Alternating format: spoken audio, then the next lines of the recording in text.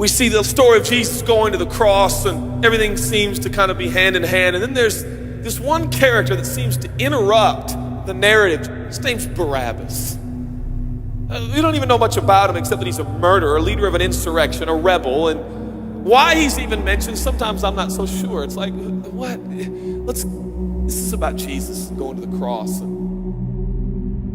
So in this moment, Pilate thinks, I hold the destinies of these two men in my hand. I know the Jews have a tradition that on a holy day, I will release one of the prisoners on death row.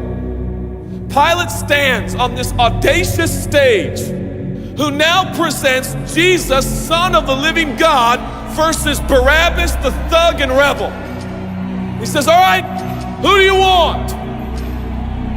This is blasphemy. This has gone too far. There's no comparison. This is a rightful prisoner, a man who should be on death row. He's a rebel against Rome. He leads a rebellion. He murders people. He's a bad man. He's a thug and he's a crook. He deserves the chains and he deserves the crucifixion. Jesus, what has he done but heal, restore, deliver, set free, open blind eyes, open deaf ears, heal the lame and the leper? What has Jesus done? Who do you want? We want Barabbas. Yeah, give us Barabbas.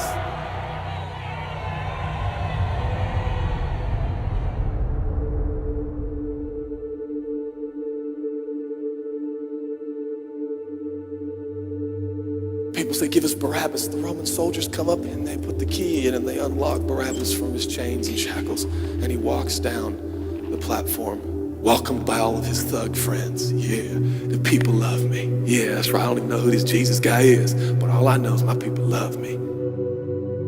There seems to be no conscience in Barabbas. There's no record of him turning to Jesus and saying, I owe you everything now, for you have set me free. No, I don't see any of that in Barabbas. And God knew that.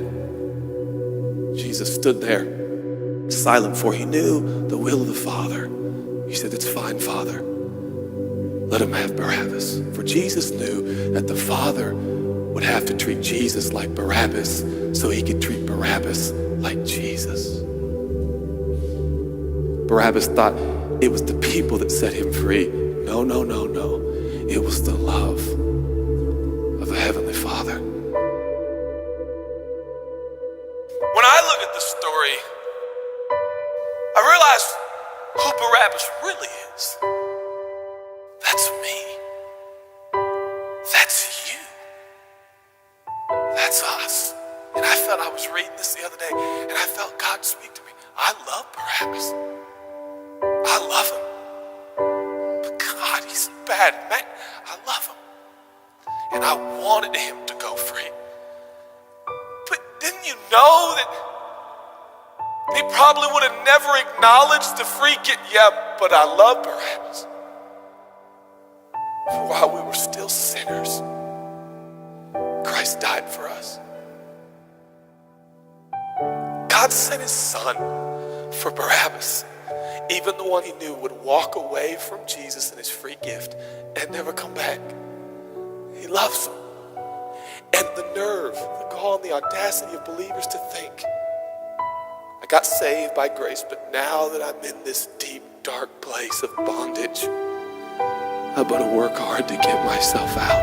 What? That's the opposite of the gospel. Are you bound? Are you held under the power of this temptation, this sin? Do you feel like it's controlling you? What are you gonna do? I'm gonna shake myself free. Stop it! No, you won't. You're no match for the powers of hell and the urges of sin. You will not overcome it, and you will never overcome it. You'll just be another statistic. There's no answer within yourself. Your own marriage, your own goodness, your own discipline, your own devotion will not save your marriage and will not save your kids. There's only one, and he's the one that took your place. He's the one that stood silently on the platform with Pilate and said, yes, let him have Barabbas. Take me. How many times have I stood on that platform with Pilate and Jesus, and I'm the Barabbas, and they start to take my chains off, and I say, no, no, I deserve this. I deserve the guilt. I deserve the shame. I deserve the consequence. I deserve it. Jesus seems to look at me and say, no, son, let me have it. Let me have your sin. Let me have your pain. No, God, I did it to myself. I deserve it. My marriage won't make it. This is what I deserve. I deserve divorce. I deserve poverty. I deserve sickness. I deserve it all. No!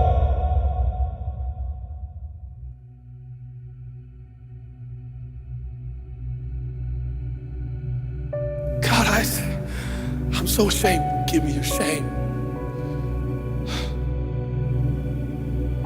But God, what if I do it again? I'll still be here. Oh, God, I don't want to hurt you. I love you. I don't want to do this anymore. Give me your sins, son.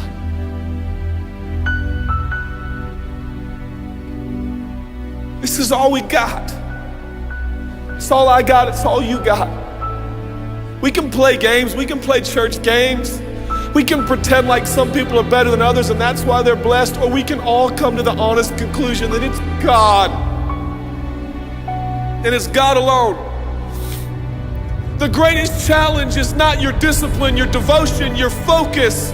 Your greatest challenge is believing the gospel.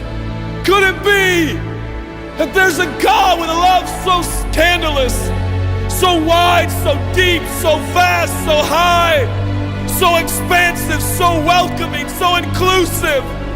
Let me have your sin, son. Okay. And I give him my sin. And I stand in this empty space of forgiveness and acceptance while Jesus walks off to the cross that I deserve. I see him walking to the post to be whipped. As I stand a free man, all the attention is turned now. And I feel the love of God saying, go, son, live your life. I'll pay the price. Where did we get off thinking that we were gonna set ourselves free? It's still Jesus. It'll always be Jesus. It'll never stop being the power of Jesus. If his blood is sufficient for your salvation, his blood is sufficient to sustain you through every challenge and every sin and every temptation. Jesus is enough.